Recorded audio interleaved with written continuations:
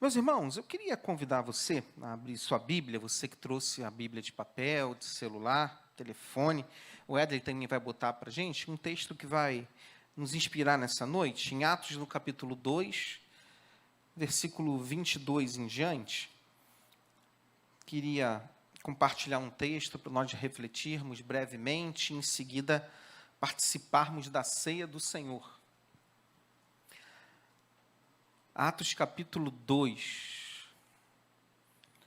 Atos 2, versículo 22. Isso, Ellen, isso aí.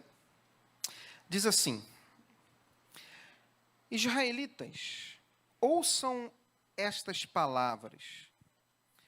Jesus de Nazaré foi aprovado por Deus diante de vocês por meio de milagres, maravilhas e sinais que Deus fez entre vocês por intermédio dele, como vocês mesmos sabem.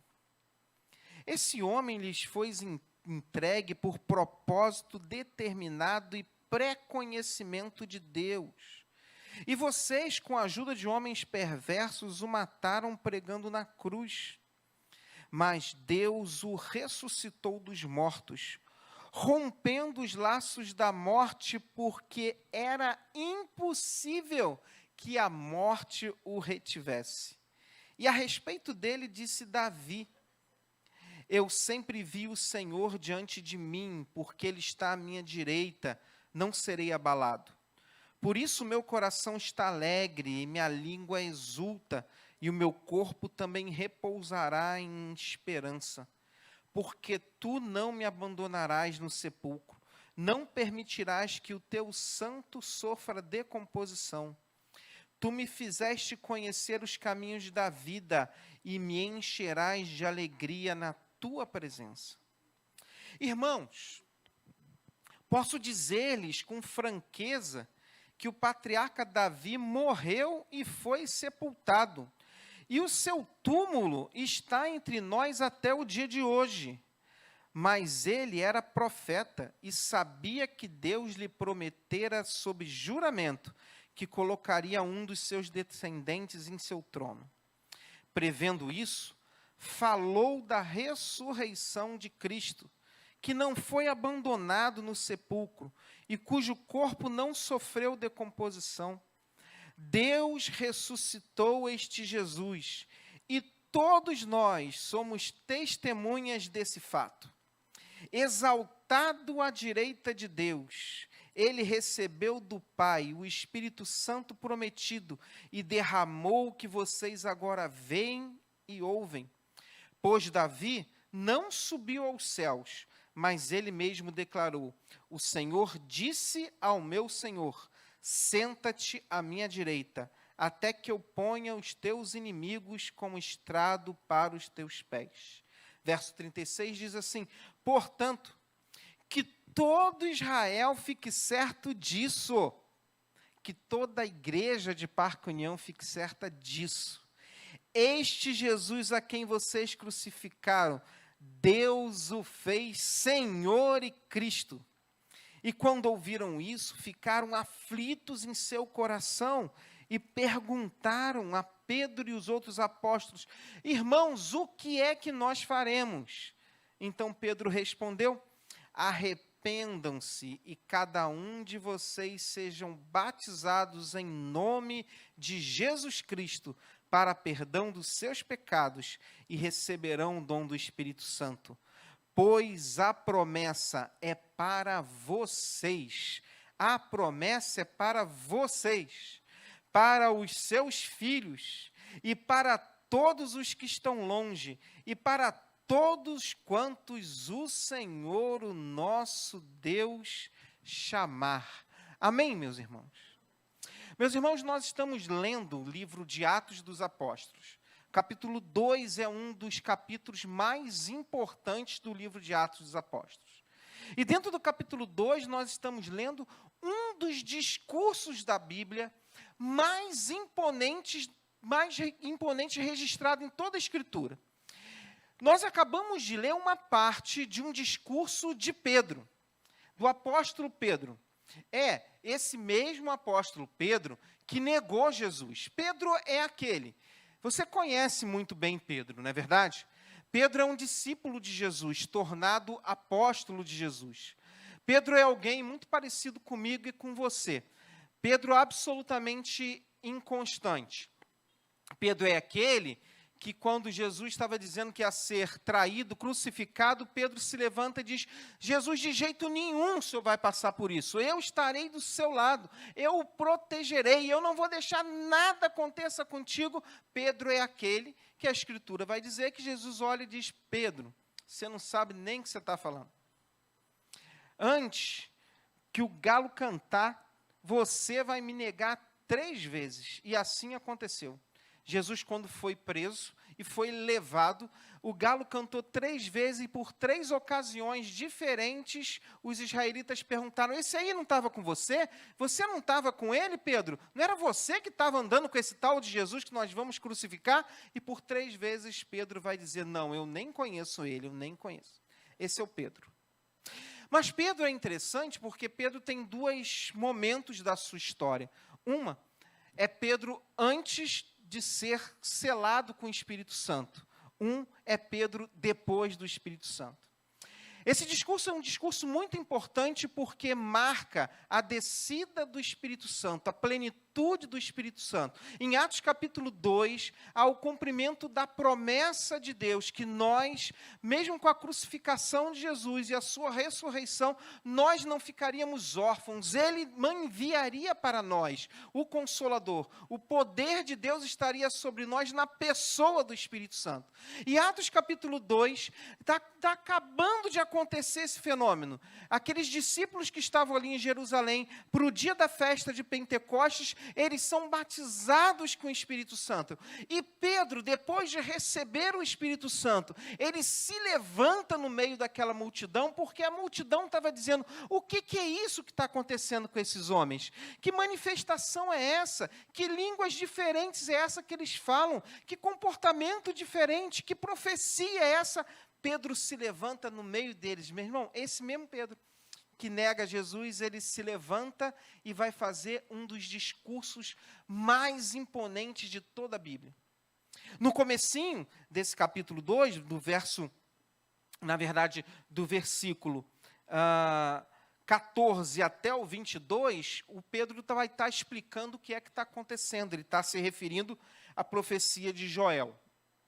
A partir do versículo 2 que nós começamos a ler, Pedro, na verdade, vai esquecer de Joel e vai resgatar aquele que é fundamental na vida da igreja, na vida de um cristão. Ele vai começar a falar sobre Jesus.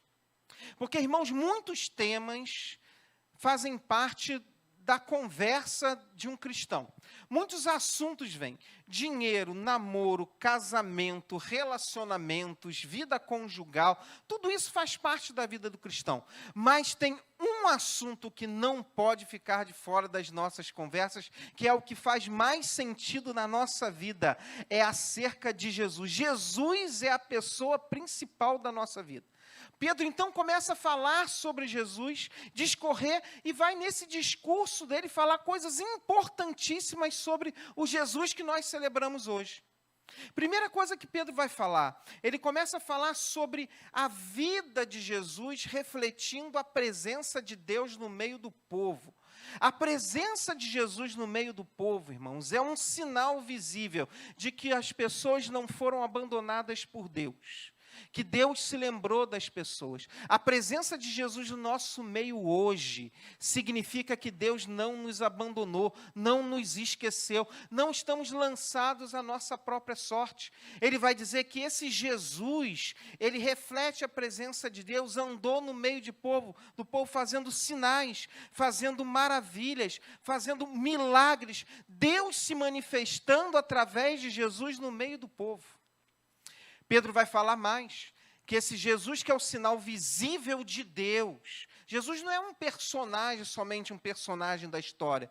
Jesus é o Deus encarnado, é o Deus que não esquece, é o Deus que vem ao nosso encontro, e ele se manifesta no meio do povo fazendo seus sinais. Segunda coisa que ele vai dizer é acerca da ressurreição, da morte de Jesus. Ele vai falar que Deus se lembra do povo, e Jesus está no meio do povo, realizando sinais, prodígios, milagres. Mas ele vai lembrar que esse Jesus foi morto. E ele vai usar duas expressões importantes. Ele foi morto segundo o propósito e presciência de Deus. Gina, isso significa que a morte de Jesus não foi um acidente na história. A morte de Jesus não foi um acidente qualquer. A morte de Jesus não foi algo que aconteceu, que alguém não gostou dele e o matou. Não, a morte de Jesus revela o propósito de amor de Deus. Cristo morreu, Jesus morreu, porque Deus tinha um propósito na minha vida e na sua vida. Jesus morre naquela cruz, porque quem deveria estar lá era eu e você. Por isso, quando olhamos a morte de Jesus naquela cruz, e nessa semana, nós lembramos sobre isso. Sexta-feira, conhecida como Sexta-feira da Paixão, é lembrado Sexta-feira da Paixão não é porque os casais se lembram que estão apaixonados. Sexta-feira da Paixão é a Sexta-feira da Paixão de Cristo, o dia que é lembrado a crucificação de Jesus. E aquela morte de Jesus não foi à toa. Rosa, não foi sem querer. Não foi sem propósito, não foi sem objetivo. Jesus, quando grita naquela cruz, está consumado. O propósito eterno de Deus está se cumprindo na minha vida e na sua vida. Deus predestinou a isso, preordenou isso. Jesus é a resposta de Deus para o nosso pecado. Pedro está lembrando aqueles homens nesse discurso, que Deus esteve no meio dele na pessoa de Jesus. Mas esse Jesus foi morto. Ele morreu naquela cruz e isso não foi um acidente. Isso faz parte de um plano de salvação de Deus para a vida daqueles homens. Mas quer saber? Faz parte de um plano de salvação de Deus para mim e para você. Quando olhamos para aquela cruz e encontramos Jesus ali crucificado, a tábua escrita em 3 idiomas está escrito: aqui está o rei dos judeus, como um deboche, debochando de que Jesus era um rei morto. Na verdade, o que devia estar escrito naquela tábua era o seguinte: foi por você. Aquela cruz existiu por causa de mim e por causa de você. Ela é uma cruz cheia de propósito de Deus. Deus demonstra o seu amor para conosco, tendo Cristo Jesus morrendo por nós, sendo nós ainda pecadores. Romanos 5:8. Pedro está lembrando aqueles homens, ou avisando aqueles homens, que Deus esteve no meio deles na pessoa de Jesus. Pedro está lembrando aqueles homens que a morte de Jesus é uma morte que tinha um propósito de salvá-lo. Mas Pedro também está lembrando aqueles homens, esclarecendo aqueles homens, que Jesus não ficou morto naquela cruz. A Bíblia vai dizer, e Pedro vai falar do versículo 24 até o versículo 35, sobre a ressurreição de Jesus. Verso 24 vai dizer assim: mas Deus o ressuscitou dos mortos, rompendo os laços da morte. E olha que lindo, você pode repetir comigo o finalzinho? Hein? Você pode, que você é cheio de poder, vamos lá? Porque o quê? Era impossível que a morte segurasse a Jesus. Era impossível que a morte o retivesse. Era impossível que ele continuasse morto. Ele fazia parte do plano de Deus, porque ele era Deus. Mas ele ressuscitou. Ou seja, ele não está morto lá. A igreja aqui não se reúne para celebrar um Cristo que morreu. Nós celebramos o Cristo que está vivo. Deus o ressuscitou, porque nem a morte pôde segurar o Filho de Deus. Ele está vivo, ele está no nosso meio, ele é Senhor da nossa vida, amém, gente? É isso que faz sentido para nós, lembrar que Cristo está vivo, Rosa, é isso que faz sentido para nós. E aí Pedro, então, eu não vou entrar nesse detalhe, ele vai, inclusive, dizer que isso tudo aconteceu para que se cumprisse o que foi dito através do profeta, o que ele está se referindo ao rei Davi como profeta, dizendo que o corpo de Jesus não entraria em decomposição, ele ressuscitou. Pedro, então, está dizendo, ao falar de Jesus, da presença de Deus no meio do povo, através dos seus milagres. Pedro está falando da sua morte, que é uma morte cheia de propósito. Pedro está falando da sua ressurreição. E Pedro agora vai falar para aqueles homens, no seu primeiro discurso, depois de estar cheio do Espírito Santo, versículo 36. O que é que Deus fez de Jesus? O que é que Deus fez de Jesus? Quem é esse Jesus hoje? Ok, ele morreu, andou no nosso meio, realizou milagres, falou coisas incríveis, amém, que coisa boa. Ele morreu numa cruz, amém. Ele ressuscitou, amém. Mas quem é esse Jesus hoje? Onde ele está? O que ele está fazendo? Que título ele tem? Ele vai dizer, portanto, que todo Israel e todas as pessoas estejam certas disso, que esse Jesus, a quem vocês crucificaram, irmãos, nós o crucificamos. Não foram aqueles homens que o crucificaram, nós o crucificamos. O nosso pecado levou Jesus à cruz. Por isso, quando Pedro está falando, não só aqueles homens, a mim e a vocês, esse Cristo a quem vocês crucificaram, Deus o fez o quê? Senhor e Cristo. Ele é Senhor de todas as coisas. Ele é rei, cheio de majestade, está vivo. Não é uma história triste, Jesus não é uma história triste. Jesus não é uma história de fracasso. A morte e a ressurreição de Jesus não conta de um Jesus que falhou na sua missão. Não é a história de um homem que devia ter sido um sucesso e foi um fracasso. Não, a história de Jesus, do seu nascimento, sua morte e ressurreição, é a história de um Jesus vitorioso. É a história de um Jesus vitorioso, Rei, Senhor de todas as coisas. Por isso, esse Jesus que nós celebramos não é alguém derrotado, é o Jesus vitorioso. Amém, gente? Amém.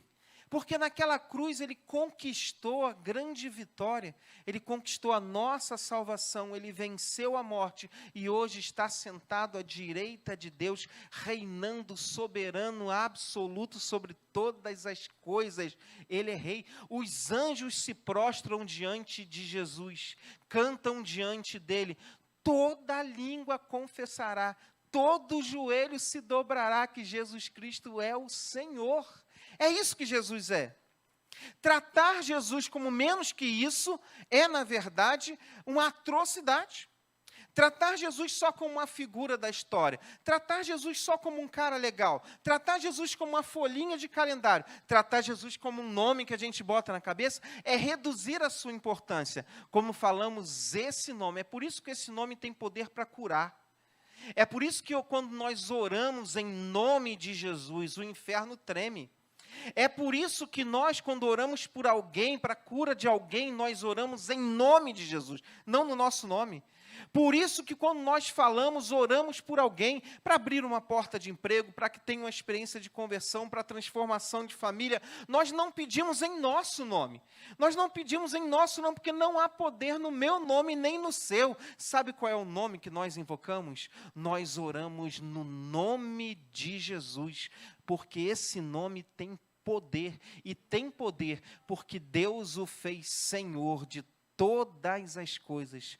O nome de Jesus, ele é poderoso. Pedro está falando que Deus viveu no meio deles através de Jesus, se manifestou em graça e amor. Pedro está lembrando aqueles homens que a morte de Jesus, que tinha acabado de acontecer, não é uma morte sem propósito, não é que pegaram um malfeitor e o mataram, faz parte de um propósito de salvação de Deus. Pedro está lembrando aqueles homens que Jesus não ficou morto, ele ressuscitou. Pedro está lembrando aqueles homens que esse Cristo que está vivo não é um personagem qualquer da história. Ele reina soberano, Deus o fez Senhor. Agora, para quem é essa história? E o impacto que saber que Deus visita seu povo, de que a morte de Cristo é por perdão dos nossos pecados, que Ele não está morto, mas está vivo, e que Ele é Senhor de todas as coisas. Qual é o impacto disso na minha vida e na sua vida? Qualquer pessoa, ao ouvir essa história, qualquer pessoa a ter contato com Jesus, qualquer pessoa que saiba que Jesus está vivo, deveria fazer aquilo que aqueles homens fizeram. Eles vão perguntar: e agora? O que é que a gente faz com isso? A pergunta daqueles homens a Pedro é o seguinte: e agora, meus irmãos? Agora, o que a gente faz com isso? Porque nós não sabíamos que Jesus era isso tudo. Nós não sabíamos que Ele estava vivo. Nós gostamos de Jesus. Nós achamos Jesus um personagem muito legal. A gente pendura Ele no pescoço, a gente coloca, às vezes, na nossa casa, a gente bota na folhinha. A gente fala, quando tropeça numa pedra: ai, Jesus. Quando uma coisa ruim acontece, a gente fala do nome dEle. Mas a gente não sabia que Ele era isso tudo. E agora, o que a gente faz diante disso? O que a gente faz diante de Jesus? O que a gente consegue fazer? O que é que um homem e uma mulher deve fazer diante desses fatos? A resposta que Pedro nos dá é a seguinte, versículo 39, versículo 38. Pedro então respondeu: diante disso tudo, nós somos convocados ao arrependimento. Nós somos convocados a pedir perdão a Cristo. Nós somos convocados a nos prostrar diante dEle, reconhecendo que aquela morte foi no meu lugar, que a vida dEle traz vida a mim. Eu sou convocado a me arrepender, a saber que foi meu pecado que o crucificou, e que Ele fez isso por amor. Eu sou convidado a comparecer diante dEle. Eu sou convidado a ser batizado em nome de Jesus. Eu sou convidado a, através dessa experiência de entrega da minha vida a Jesus, a receber o poder de Deus através do Espírito Santo. Olha, ninguém se torna um cristão sem passar por essa experiência da cruz. Ninguém se torna um cristão sem comparecer na cruz. Nós podemos vir à igreja 280 vezes no ano. Nós podemos vir à igreja todos os dias. Mas o que faz de nós um cristão é nós comparecermos na cruz para reconhecer que os nossos pecados mataram Jesus e que Ele é poderoso para nos perdoar dos nossos pecados e nos dar vida. É isso que faz de nós um cristão. É isso que nos faz nascer de novo. Essa que é a experiência do novo nascimento. Por isso Pedro fala: arrependam-se e cada um de vocês sejam batizados em nome de Jesus, recebam perdão dos pecados, recebam o dom do Espírito Santo. Você quer saber a coisa mais incrível dessa narrativa, desse discurso de Pedro?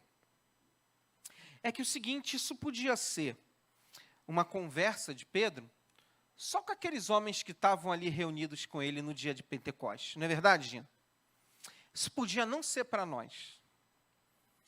E aí Pedro vai completar, sendo usado pelo Espírito Santo, ele vai dizer o seguinte, porque ele sabe que no nosso coração pode brotar uma pergunta seguinte: não, mas Deus me conhece, a mim não. Perdão para mim não tem. Não, Deus conhece minha vida e sabe o que eu faço, sabe como eu vivo. Perdão para mim não. Para aqueles homens sim, mas para mim não. Nova vida para mim não. Reconciliação com Deus para mim não. Essa promessa não diz direito a mim. E aí Pedro vai dizer: quer saber? Essa promessa é para vocês. Sabe como é que a gente tem que ler isso? Pedro está falando para alguém, mas quando a gente lê isso, a gente vai ler assim: porque essa promessa é para mim. Repete comigo: essa promessa é o quê? Para mim. Essa promessa é para os meus filhos. Repita isso, repita. Creia nisso. Essa promessa é para os meus filhos. Essa promessa é para todos aqueles que se encontram longe. Essa promessa é para mim. Essa promessa é para a minha família. Essa promessa é para os meus amigos. Essa promessa é para os meus amigos do trabalho. Essa promessa é para todo mundo. Essa promessa é para toda a comunidade. Essa promessa é para o mundo inteiro. Essa promessa é minha, dos meus filhos. Eu posso tomar posse disso. Eu posso dizer, há perdão de Deus para mim. Há perdão de Deus para os meus filhos. Há perdão de Deus para os meus amigos. Há perdão de Deus para todo mundo. Há perdão de Deus para todos quantos o Senhor, nosso Deus, chamar. Sabe o que significa isso? Eu estou incluído nessa promessa. Louvado seja Deus. Ô Gina, você está incluída nessa promessa. Você não está fora não, minha filha. É para você. Ó, o pessoal de Nova Holanda está incluído na promessa lá. Viu? Amém, amém. Rosa, essa promessa é para você. Você não está fora não.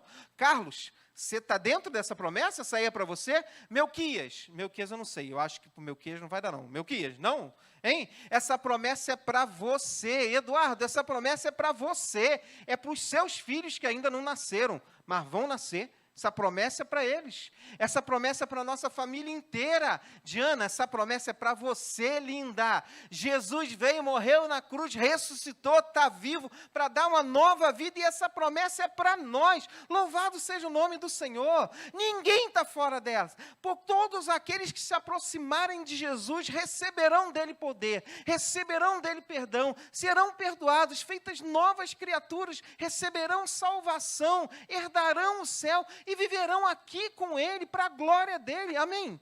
Essa promessa é para todos nós. Cleidivaldo, essa promessa é para você e para a tua casa, e ó que bonito, ó a tua casa aí, nesse banco, a promessa chegou para um, e alcançou outro, e alcançou outro, ó quem está ali operando, ali a nossa transmissão, tu conhece o Rafael, Cleidivaldo? Rafael é filho do Cleidivaldo.